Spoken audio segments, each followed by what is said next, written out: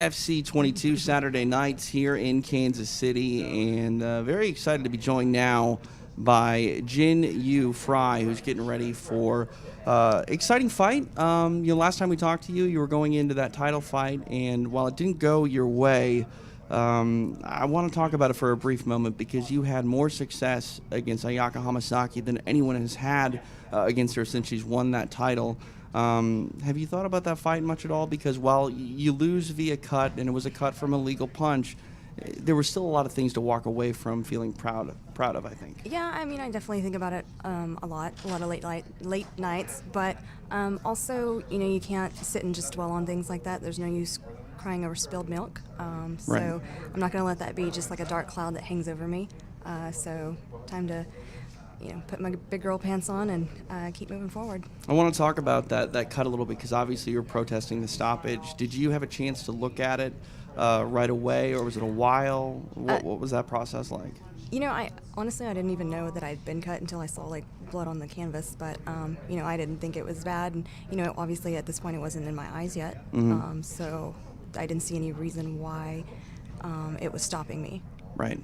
Now, going back to that fight, I remember it seemed like you were in such a great mood leading up to it. Your weight cut seemed to be on point, better than it's ever been. You were talking a lot about your nutrition, and how did that feel? Because, we haven't really had a chance to speak since that fight, but how did it feel, going into that bout and doing what you did and then coming out of it? Did the nutrition and the weight cut, did that feel a lot different when you were actually competing? No, I felt great. We were at the end of the second round, and I still felt really fresh. So I feel like I could have gone the whole fight. Right. Yeah. Are you following that same sort of steps to this weight cut? Do you feel that that's going to be your weight cut from now on? Yeah, for sure. Because luckily my nutritionist and chef also happens to reside with me. Right. So it's the same every time, and my husband's a big journaler, and so he journals everything. And so we have 4 or 5 weight cuts on paper, like what we did. This is what I ate. This is how many calories I had. This is what my weight was when I woke up. This was how I was feeling. This is the kind of workout I did. Like he's pretty kind of a mad scientist about it. So we're always able to refer back and say, well, at this point in your camp, you were weighing this.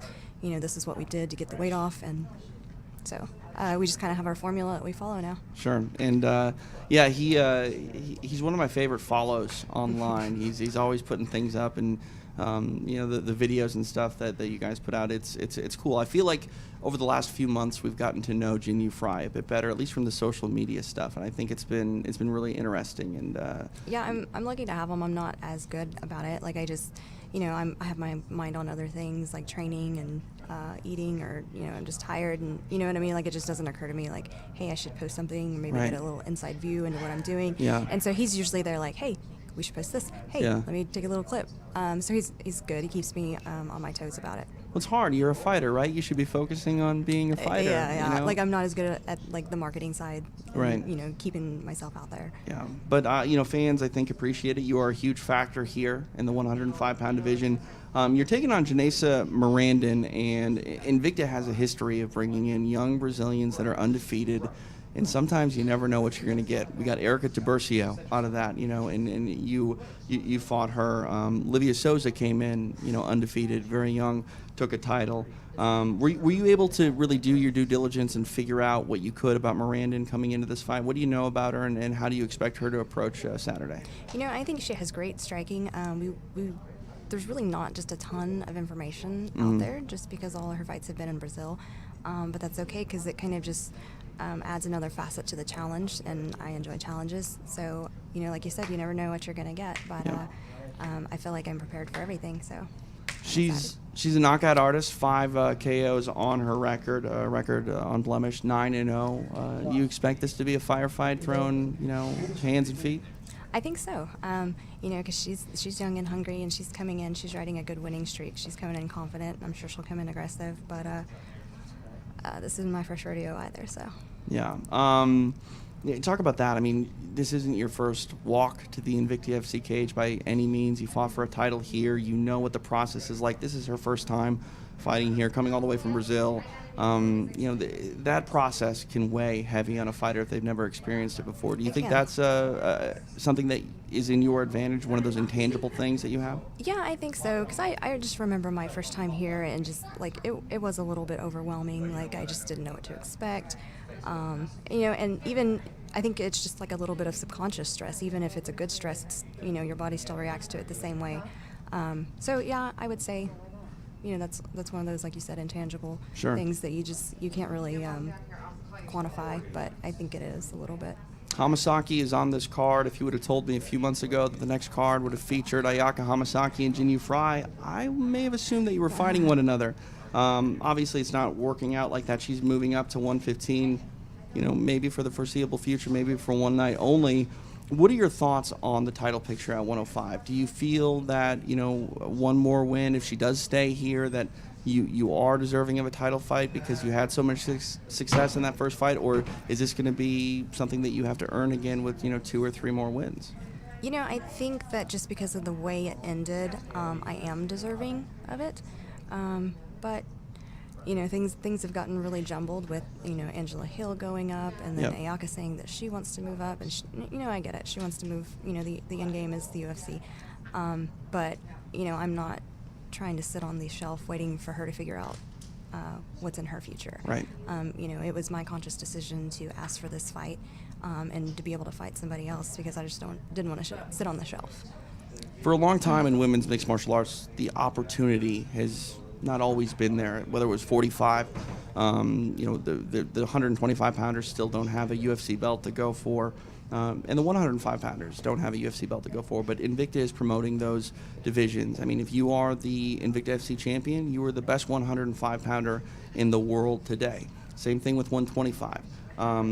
We've seen fighters fight above their weight class, sometimes below their weight class, to try to get that opportunity to go ahead and try to become a mainstream success and be the Ronda Rousey, the Amanda Nunes, these mainstream figures of their weight classes. You've stuck here for 105. It sounds like you're staying at 105. You want that.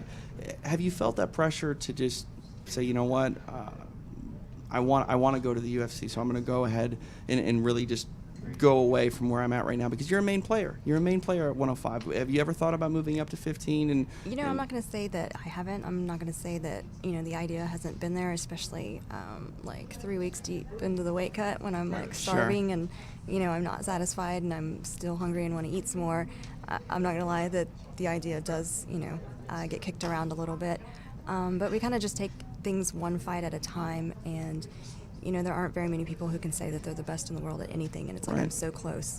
Like, why would I give up all of the work that I put in, almost being number one, to chase after this dream? It's like, maybe once I reach that goal, maybe I can set a new goal and say, okay, now this is what's ahead of me. But me and Ayaka have unfinished business, so. It is unfinished, and I think that before too long, eventually, we're going to see the next chapter in that story, whether it's in the immediate future or a year or 2 years from now. There were a lot of exciting storylines that kind of came out during that fight, and I don't know. I think that we'll probably see it sooner than later. But obviously, before you can get there, you need to take out this tough Brazilian who poses a lot of questions in her own right. We'll see what happens coming up on Saturday. By the way, Jinh Frey. I was talking about this before we went on the air here. That's your name. I want to set the record straight. You is your maiden name, right? Yes. Frey's your married name. Yes. And when we say your last name, we can either say you or Frey or you Frey, right? Yeah, small fry, you fry. Small fry. Whatever you feel like. I love it. All right, Jinh Frey joining us here as we get ready for Invicta FC 22. Thanks, Jinh. Thank you.